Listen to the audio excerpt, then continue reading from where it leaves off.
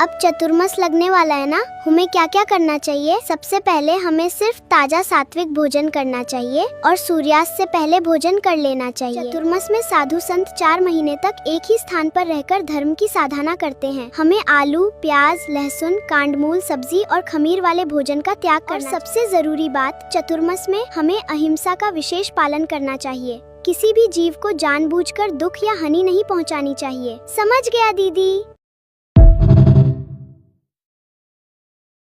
भगवान का धन्यवाद करते हो कि भगवान ये तेरी कृपा है जो मुझे मिल रही है। तो लोग सड़कों किनारे बैठे हाथ फैलाए बैठे हैं, भूख से मर जाते हैं, कोई देता नहीं है। आपकी कृपा है जो मुझे ये मिला है।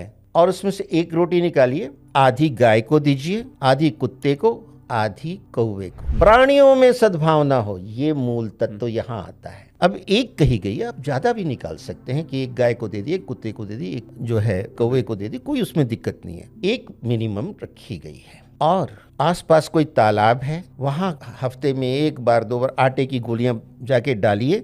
जैसे ही डालेंगे मछलियां इतनी सेंसिटिव फौरन सब इकट्ठी हो जाती और आपको इतना आनंद आएगा। आप क्या डाल रहे हैं? आटे की गोली मछली को, लेकिन मछली है कहाँ? जल के अंदर।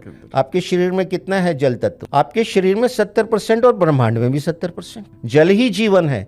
आप उनके साथ कनेक्ट हो गए और ये भचक्र की अंतिम राशि मीन है। आप कहाँ कनेक्ट हो रहे हैं आपको समझ ही नहीं। आप कह रहे मैं तो दाना डाल रहा हूँ मछलियों को, इससे क्या हो जाएगा? आपका त्रिनेत्र खुलेगा जब आपको पता लगेगा कि क्या हो जाएगा। और ये सब मैनिफेस्टेशन के तरीके हैं। अब आप पक्षियों को दाना डालिए। अब आप जो जल तत्व से तो कनेक्ट हो गए मछली को, आपने पक्षियों को दाना डाला। पक्षी कहाँ जाते हैं? दाना खा के कहाँ उड़ते हैं? आकाश की तरफ। आकाश तत्व से कनेक्ट हो गए। पंच महाभूत तत्व क्या है? जल, वायु, अग्नि, धरती और आकाश।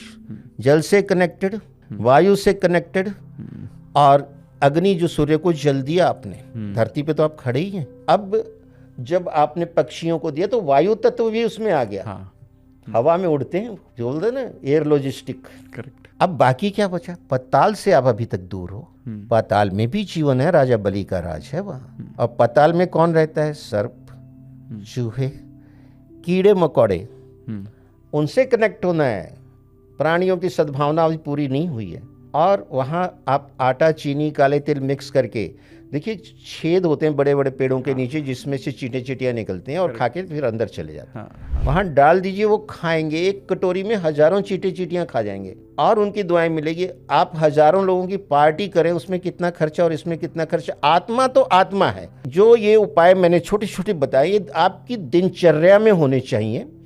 आप कीजिए और मुझे बताइए कि रिटर्न ऑन इन्वेस्टमेंट आपको कितनी आ रही है। आपको 3 महीने में